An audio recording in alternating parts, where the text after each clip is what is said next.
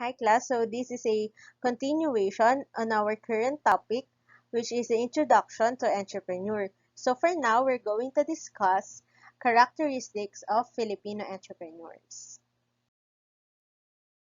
So nowadays, here in the Philippines, there's a huge number of Filipinos that go into entrepreneurship. So let us know why. So some because they have capabilities. So, as an example, wherein Filipino people show their capabilities is, for example, they are good in arts. So, you can see people selling their artworks.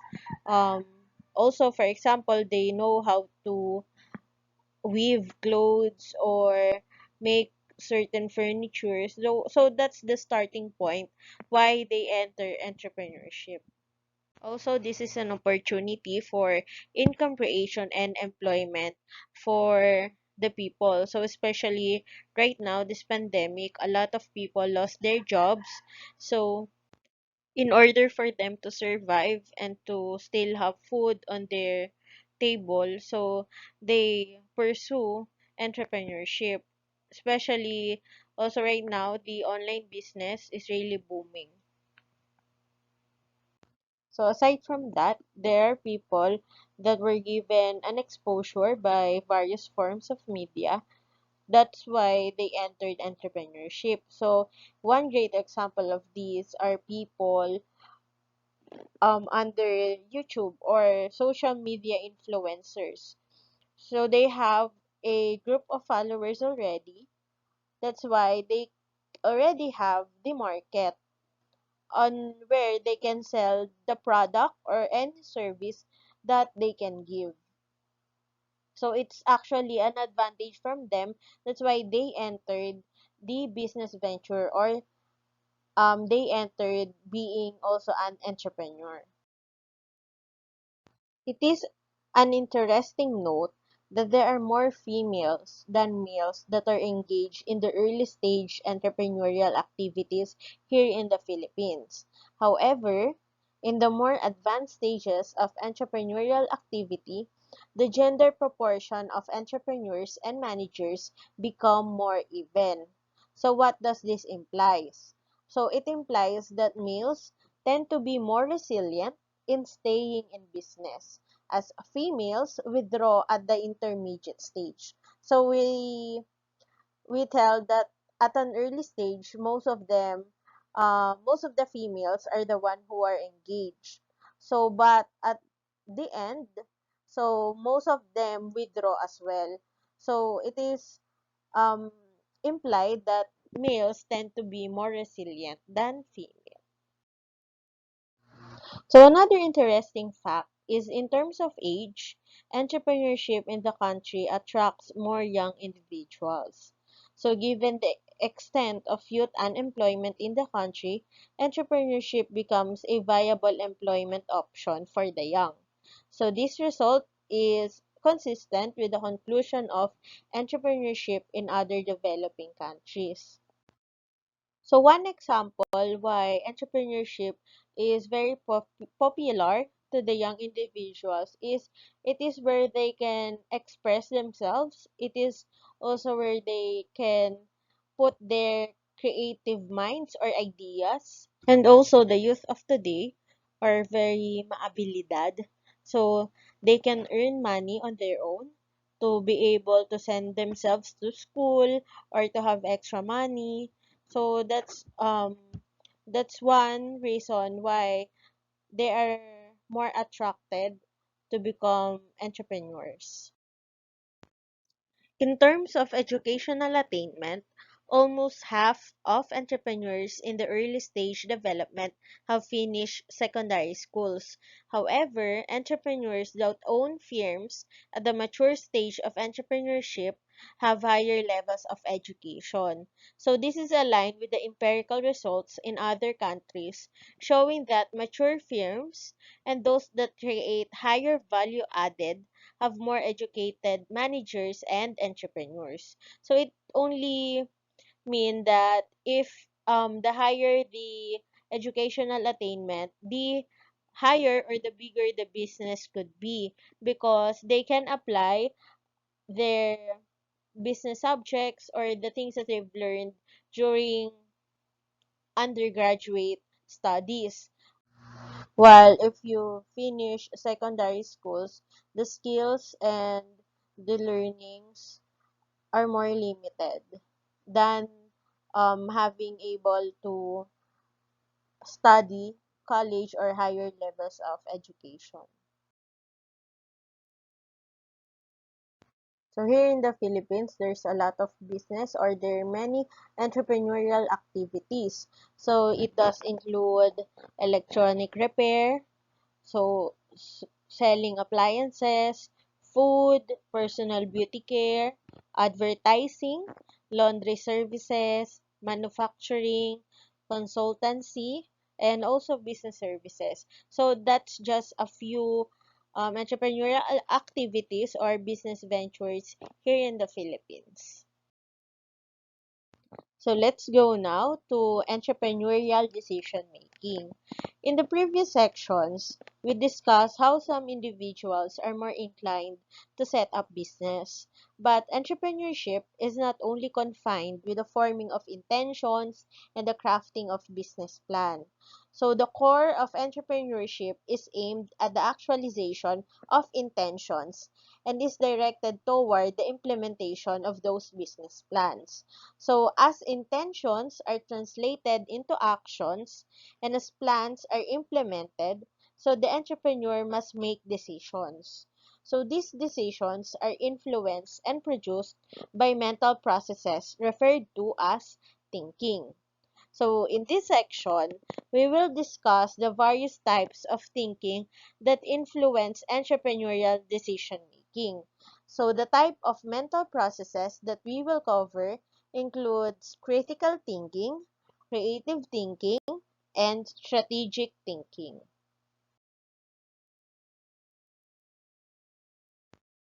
The first one is critical thinking. So, what is critical thinking? So, this refers to the systematic and rational way of providing an answer to a question. So, it is just like a scientific inquiry. So, an answer to a question is preceded by an understanding of the problem, providing possible answers and reflecting the validity of these tentative answers. So, it is rational because it adheres to the rules of logic in connecting the relationship of variables and in making conclusions. So, systematic siya dahil meron tayong sinusunod na way ng kung paano ka magpo-provide ng answer dun sa question. And then it is a rational way because it adheres to the rules of logic in connecting the relationship. So there are different stages. So a stage 1, you need to understand the problem, so or understanding the problem, and then stage 2, providing possible answers.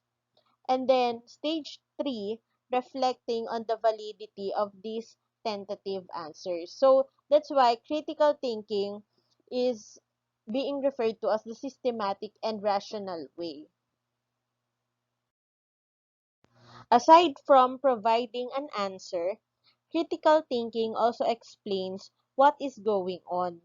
So in business, critical thinking is useful in explaining how a firm can survive and remain stable. So many things, so many tools in business analysis make use of analytical thinking. So an example of this is this SWOT analysis. So when we say SWOT analysis, so this is the strengths, weaknesses, opportunities, threats analysis that may be used to show how the business can use their strength to take advantage of those opportunities, or how they can improve their weakness, and how they can guard themselves against the threats. So, for example, yung strength ng company is having innovative ideas. So, how can they make those strengths into opportunities? So, paano nila magagawang opportunities yon? And then, yung mga weaknesses nila, so, how can they improve their weaknesses? So, for example, ang weakness naman nila is to their speed, 'di ba? So, paano nila mai-improve 'yon? And then, yung threats, so, paano nila mag-guard yung threats? So, pwedeng threats is yung competition within other firms or other organizations. So, similarly, an analysis of Porter's competitive forces uses critical thinking in determining the impacts of various forms of competition. So, yung mga competitive rivalry within an industry. So, ginagamitan din siya ng critical thinking. So, includes the bargaining power of suppliers, the bargaining power of customers, the threat of new entrants, or the threat of substitute products. So, yan yung mga ginagamitan ng critical thinking when you're an entrepreneur. So the next one is creative thinking. So this refers to those processes that bring about discovery of new ideas.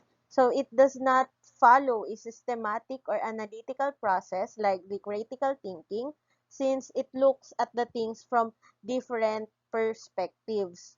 So sometimes creative ideas start from a dream, an insight, or from mere observation. So the intent of creative thinking is not to provide an answer, but to ask questions that can lead to discovery and change. So, since creative thinking stresses growth, it encourages discontinuity rather than stability.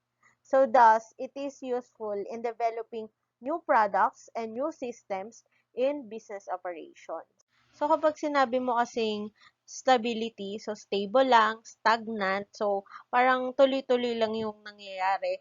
Rather, pag discontinuity, so ibig sabihin, merong nababago. So, merong mas creative na pumapalit. So, meron kang nakikitang growth. So, yun yung gina-under ng creative thinking. So, also, an example of this, kunyari, from mere observation of the Filipino women, so lahat sila, hindi naman lahat, so most of them want to be whiter, so that's why some of the entrepreneurs focuses on whitening products, 'di ba? So, another example is this one. So, this is Cirque du Soleil, which combined circus and opera. So, through creative thinking, new products can arise from complementation of products and services. So, as you can see, they can form um, old old habits or old products into a new one. So through this creative thinking, more and more products are being produced or invented in order to cater the needs and also the wants of the people, especially nowadays. Strategic thinking, on the other hand, involves those processes that assess current situation that can be useful in the formulation of plans for the future. So it is similar to critical thinking since it uses an orderly and logical system in its assessment. But it also resembles creative thinking in its growth and future orientation. So that's why this strategic thinking is also a combination of critical and creative thinking. Porter's five forces of competition, trend analysis, and scenario building, for example, are utilized to provide an intelligent forecast of future events that can assist the entrepreneur in formulating strategic plans that can enhance the growth of an enterprise. So as you can see here, so they use a systematic way on how they can provide certain strategic plan. So that's the critical thinking side. And then on the creative thinking side, so it is for them to formulate something for the enhancement or growth of the enterprise. So as you can see, strategic planning is the combination of critical and creative thinking. Let's go now to risk, cognitive adaptability, and entrepreneurial decisions. In the process of implementing a business plan, an entrepreneur will be faced with numerous situations, challenges, and opportunities that will require flexibility in decision making. One of these challenges is managing risk. So, ano nga ba yung risk? So, risk are uncertain situations and developments that can increase the probability of loss or business failure. Risk can be categorized into two factors, so internal risk and external risk. So internal risks pertain to dangers coming from the management of resources of a business enterprise that may imperil its operation. So meaning internal sa loob ng management. So this could be the mismanagement of the resources of the business enterprise. So for example, liquidity and financial risk. So borrowing at a high interest rate or excessive credit exposure. So that's the risk under liquidity and financial. So under naman sa failure to hire best talents, so the compensation package is unattractive. So for the damage to reputation, for example, there are cockroaches in coffee or worm in the food served in restaurants. And then failure to innovate, so you use the business models of 20th century. So those are the risks pertaining to internal risk. So it means that the resources of the business enterprise is not handled well. On the other hand, external risks or threats coming from various environments outside the business firm. So this can endanger the operations and profitability of a firm. So some examples of external risk are lethargic economy. So what does a lethargic economy means? So this is a slowdown in economic growth. So an example of this one is what's happening right now on our country wherein the economic growth is really slowing down. So another example is increased competition. So there's an introduction of better products or substitute goods by other enterprise or other businesses. And then for commodity price risk, so it is the decline in the price of exportable goods. So if the exportable goods are declining, so it means a lower income for us because the goods that we export um, from a higher value, so the value of those are being lessened down. And then for regulatory risk, so, environmental requirements to address the climate change. So, it means there are additional regulatory requirements or risk factors that can affect our sales or our productions. And then, business interruptions. So, there are natural calamities or power outages. So, also, an example of this is what's happening right now. So, during COVID, so we should take care of our own health. That's why some businesses um, was closed down.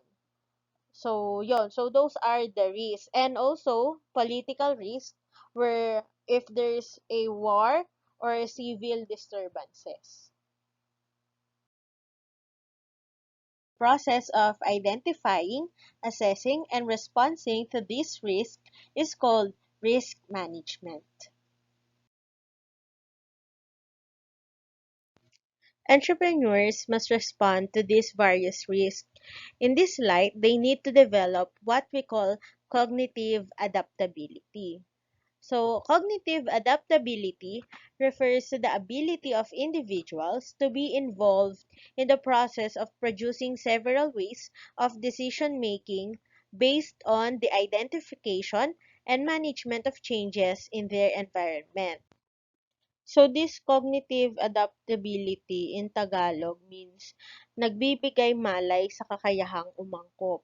So, sa kakayahang umangkop dun sa mga changes na meron sa environment. So, one thing of being cognitive or yung pagbibigay malay mo is being involved in those process on how can you produce ways of decision making. So the qualities required in cognitive adaptability is flexibility, dynamism, and self-control on the part of entrepreneur.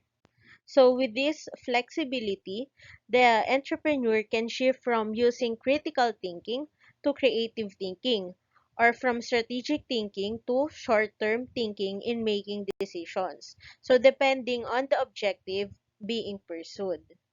So aside from being flexible, cognitive adaptability also requires an entrepreneur to be dynamic.